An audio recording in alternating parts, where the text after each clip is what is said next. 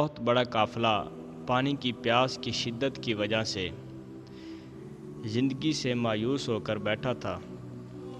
سخت قحط کی وجہ سے ان کے مشکیزیں جو ہیں وہ خشک ہو گئے تھے اور ان کے اندر اتنی ہمت نہیں تھی کہ وہ آگے چل سکیں۔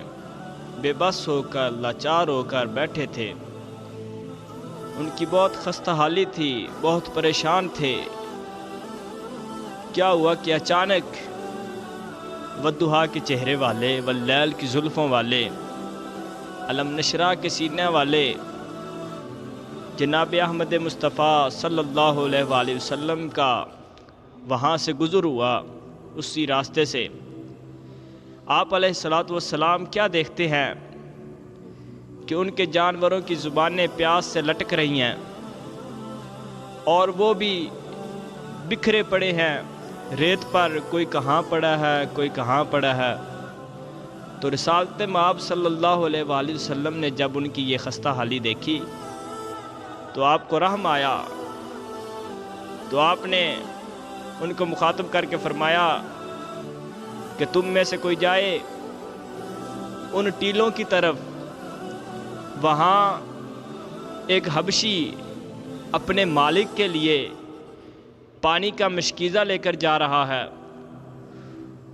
تیزی سے جاؤ اور اسے میرے پاس لے کر آؤ۔ جب وہ آدمی اس حبشی کے پاس پہنچے تو رسالت مآب صلی اللہ علیہ وآلہ وسلم کے فرمان کے مطابق اس کے پاس پانی کا مشکیزہ تھا۔ تو ان آدمیوں نے کہا کہ تجھے بلا رہے ہیں۔ اس نے کہا کون بلا رہے ہیں؟ ان آدمیوں نے کہا کہ تجھے 14ویں کے چاند کے چہرے والے سب سے اعلیٰ نبی، سید اور سردار نبی، رحمت للعالمین، تمام انبیاء کے سردار نبی بلا رہے ہیں۔ جب اس نے کریم آقا صلی اللہ علیہ وآلہ وسلم کی اتنی تعریف ان کی زبان سے سنی، کیونکہ وہ حبشی تھا، اس نے کلمہ نہیں پڑھا تھا، تو وہ کہنے لگا کہ معاذ اللہ وہ تو جادوگر ہیں، میں ان کے پاس نہیں جاؤں گا۔ خیر وہ زبردستی اس کو لے گئے رسالت مآب صلی اللہ علیہ وآلہ وسلم کے پاس۔ تو رسالت مآب صلی اللہ علیہ وآلہ وسلم نے لوگوں کو فرمایا کہ یہ پانی پیو اب، اور اپنے جانوروں کو بھی پلاؤ، خود بھی سیراب ہو اور اپنے جانوروں کو بھی سیراب کرو۔ اب جب یہ شفقت والے پہلو اس حبشی نے دیکھے تو اس کے دل کی کیفیت بدل گئی اور اس کی آنکھوں سے آنسو جاری ہو گئے، اس کے دل میں ہلچل سی مچ گئی، اور وہ آیا رسالت مآب صلی اللہ علیہ وآلہ وسلم کی دست بوسی کی، آپ کا ہاتھ پکڑا اور پکڑ کر اپنے چہرے پر لگایا۔ رسالت مآب صلی اللہ علیہ وآلہ وسلم نے بھی اپنا ہاتھ اس کے چہرے پر مرنا شروع کر دیا۔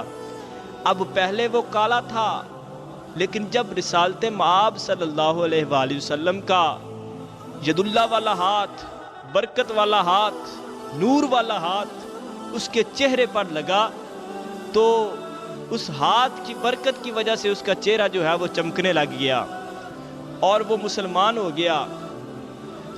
مسلمان ہو کر جب وہ اپنے مالک کے پاس گیا، اس مالک نے کہا کہ کون ہے تو؟ وہ کہنے لگا کہ میں تیرا غلام ہوں۔ اس نے کہا کہ میرا غلام تو جو ہے وہ کالے رنگ کا تھا، اور تیرا یہ اتنا چہرہ چمک کیوں لا رہا ہے، کہاں سے آ رہا ہے؟